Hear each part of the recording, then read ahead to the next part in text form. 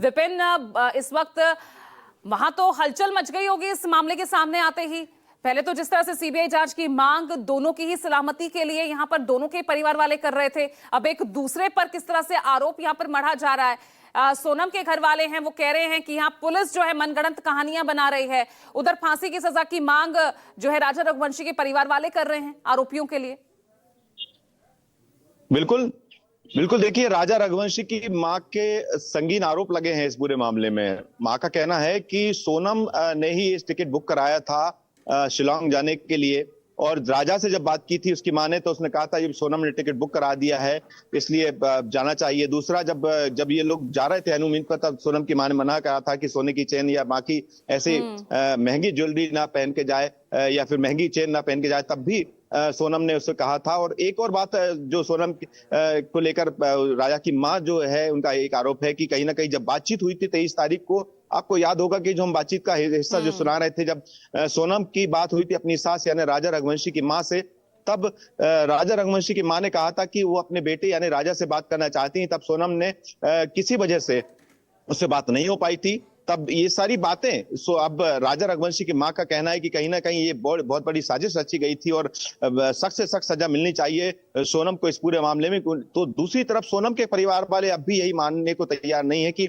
सोनम ने कोई गलती की है, सोनम ने इस हत्या के पीछे सोनम ही कहीं कोई साजिश रची गई है। क्योंकि सोनम की मां की बात की जाए या उसके पिता की या उनके भाई का, यही कहना है कि ये पूरी की पूरी थ्योरी जो है शिलांग पुलिस की तरफ से रची गई है। मेघालय पुलिस ने एक कहानी तैयार की है।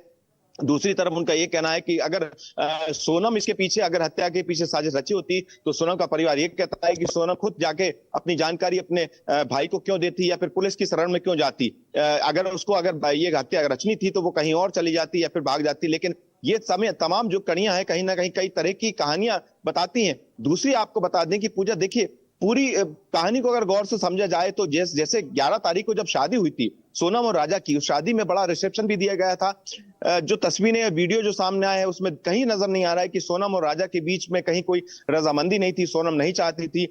लेकिन इसके बाद जब हनीमून को जाने के लिए 20 तारीख को निकले थे, तब एक अलग ट्विस्ट आता है कि हनीमून के लिए गए थे शिलांग जाने का कोई प्लान नहीं था, लेकिन अचानक शिलांग का टिकट बुक होता है और शिलांग जाती है।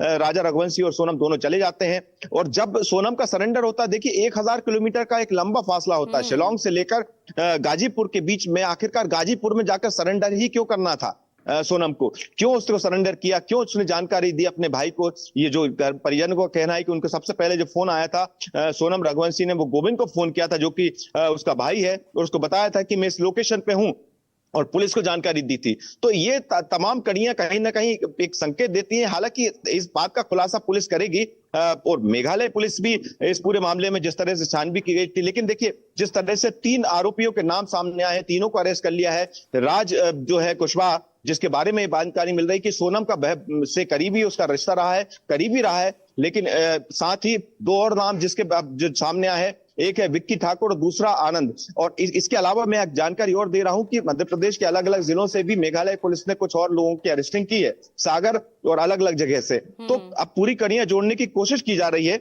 लेकिन कहानी बेहद ही दिलचस्प है, क्योंकि एक जब भी ऐसी कोई घटना होती है, जब एक पति का शव मिलता है किसी जगह पर, तो सबसे पहला शक जाता है उसकी पत्नी पर, क्योंकि पत्नी उस मौके पर उसकी कोई जानकारी नहीं मिलती है।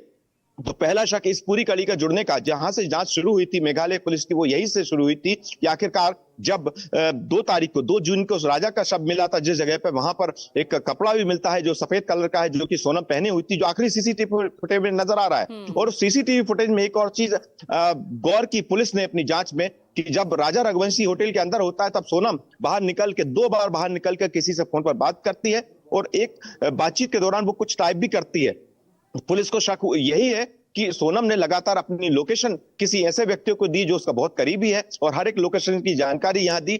ये सारी इस जानकारी के हिसाब से जो कॉल ट्रेसिंग हो गई, जब सोनम की कॉल डिटेल्स निकाली गई, राजा के मोबाइल नंबर की कॉल डिटेल्स निकाली गई, तब ये तमाम कड़ियां एक के बाद एक जुड़ती गई। और अब एक और आरोपी जिसकी तलाश अभी की जा रही है। लेकिन इस बीच अभी सवाल यही बना हुआ है कि आखिरकार जब रिश्ता मंजूर नहीं था, तब शादी क्यों की, और शादी हुई तो फिर हत्या की जरूरत आखिरकार सोनम को क्यों पड़ी, और हत्या की इस गहरी साजिश के पीछे की वजह क्या हो सकती है। आमतौर पर जब रिश्ते होते हैं, तो जैसा कि हम लगातार देख रहे हैं, डिबेट्स में भी दिखा रहे हैं, या अगर किसी को रिश्ता पसंद नहीं है तो एक ऑप्शन खुला रहता है, कोर्ट का दरवाजा खुला होता है, बिल्कुल, जहां कोर्ट का जाकर वकील दरवाजा कर खुला सकते हैं। रहता है और उनकी स्वतंत्रता लेकिन इसके आजकल बाद सभी इतनी को गहरी है कि साजिश वो कौन रचता मना है, किया ये जा बड़ा सकता सवाल है। है।